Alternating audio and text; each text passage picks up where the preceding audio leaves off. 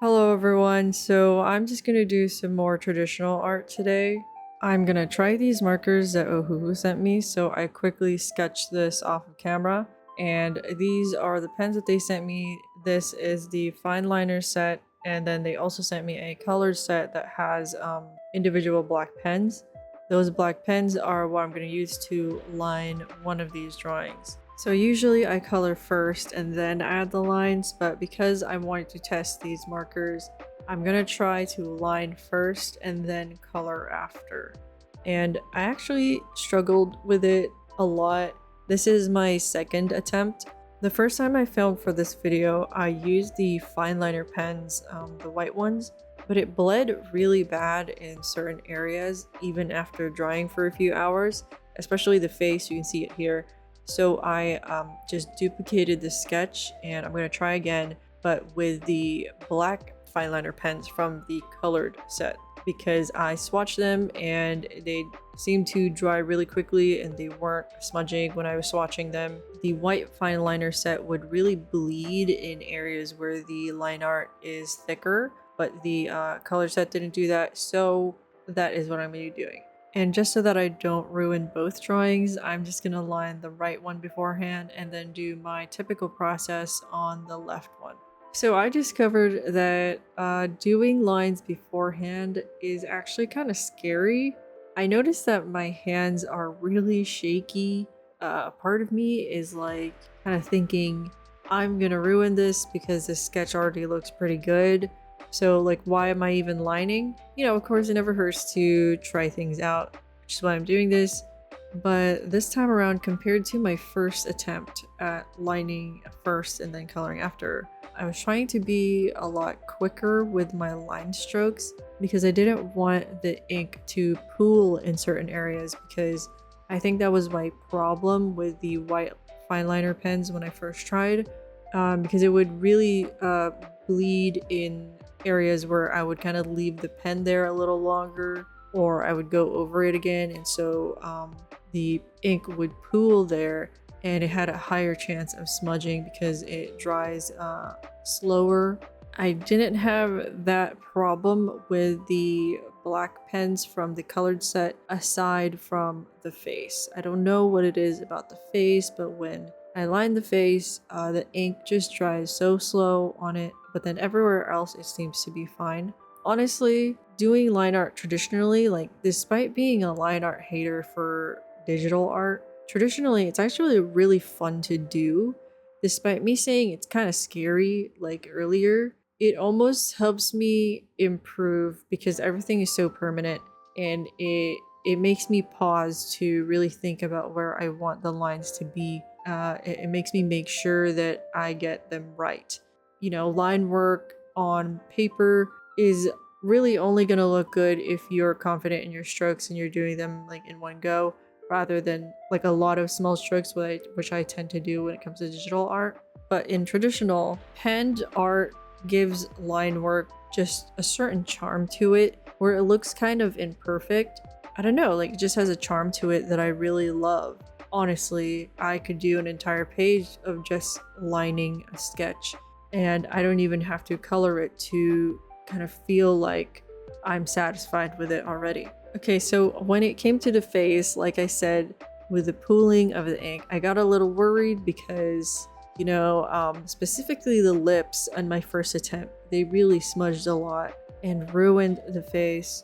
Even here with the face, I was trying to be fast with it, but I kind of retried lines, like I went over them again. I think if I ever do this again, I'll just leave the face empty and line the other parts of the drawing if I do decide to do line work first before coloring. Okay, so now getting ready to color. This is a chibi that I have of this character. Her name is Olivia Wren, and I'm going to use this as the color reference as well as this other print that I have of her.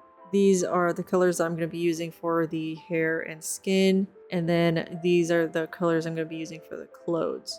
So I swatched these beforehand when choosing them, and I also have the first attempt as a reference to how the markers actually look on the piece.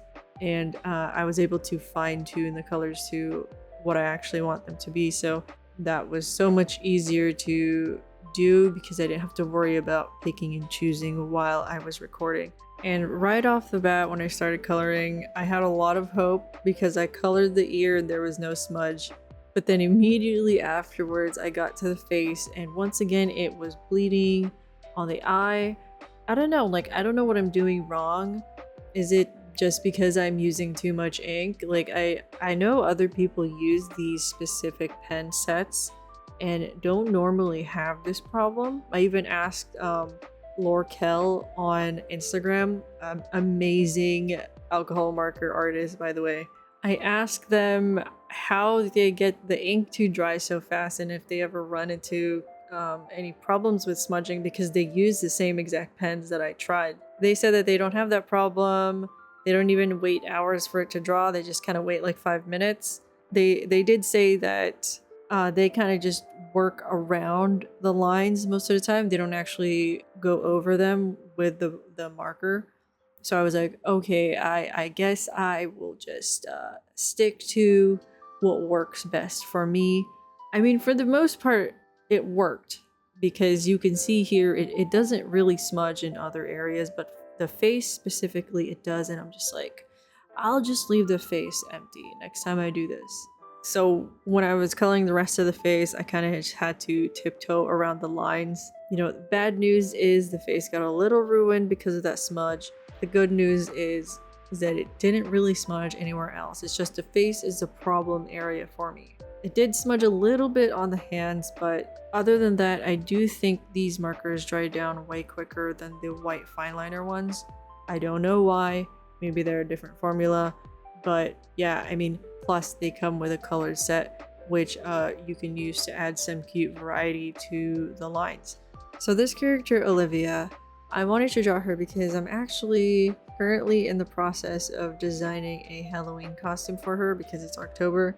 While I was doing that, I realized that I haven't really drawn her in her typical outfit, like full body much. I was like, why don't I just do this for a little fun since I want to try out these pens anyway. I wanted her to wear overalls in one of them, and then I wanted her to wear her oversized long sleeve in the other. And at first, the overalls were actually supposed to be long, but then I turned them into shorts because I liked the way I drew her legs and I didn't want to hide them with pants. Honestly, the hair was my favorite part to color because the green is just so vibrant. I love the greens that OHUHU has. The blue in the shirt was also really fun to do. I think in this piece specifically, I was really able to shade this in a way that matched my digital art, which is like kind of minimalistic. The shirt was really fun to do with the stripes, but my hand is so shaky sometimes, especially when I would do the dark lines. I probably should have used the other tip of the marker tip instead of the felt tip. Probably would have made it easier for me to be a little bit more exact with those stripes. This shirt color is actually more accurate to the sticker because it's blue. Originally, her shirt is actually supposed to be purple. When I drew her digitally, I made the shirt purple, but then when I was doing the prints and the stickers, they would print out as blue because of CYMK. And then I ended up deciding that I actually really like how the blue looks on her. So she's just going to be switching between blue and purple shirts because I can't decide which one I like better. If you managed to get far into the video, let me know in the comments which shirt color you like, blue or purple. I don't know. I would just like to know, even though I don't really have a preference. For the overalls, I'm not really sure if I like the colors I chose because, I don't know. It just feels like there's definitely a better combination out there. It was just a little difficult because her shirt is striped. Maybe her overalls could have been striped and then her shirt could have been like a more simple color or pattern. But when I was working on this, I didn't want to think too hard about the colors, so I was just like, let's just go with this. It looks fine anyway. So now switching to the other drawing, I did it faster, I think, because I was more in my element and comfortable with this method where I lay down the colors before the lines. And it allowed me to work faster because I didn't have to worry about the possibility of the line smudging or bleeding. And it kind of lets me see the blend of the colors better also. And it also lets me see which areas kind of look better without line work. I don't know, it just lets me adjust it way more than just already laying down the lines. I do really like the style that this ended up being. I used minimal shades of color, so the piece ended up having the charm of like a flat color drawing, digital drawing I mean. And I noticed in my other alcohol marker pieces that I get a little carried away with the shading because honestly it's just fun to shade with alcohol markers. But because of that, my style starts to look really different than how it usually looks. A part of me is like, I miss my typical style that's like a little bit more minimal blending, minimal shading. And so I'm glad that I finally found a method that helps me achieve that look while also still feeling and looking different from my digital art.